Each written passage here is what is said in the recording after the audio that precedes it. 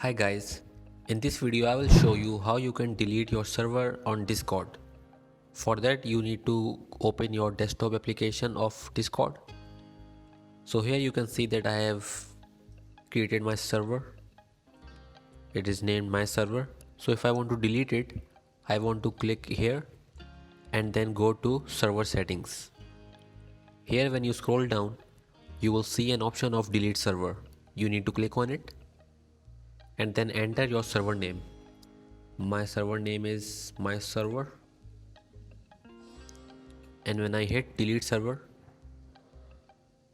and my server has been deleted. If you are a part of some other server, then you can't delete the server, but you can leave it. Here you can see an option of leave server. Anyways, I hope you found this video useful.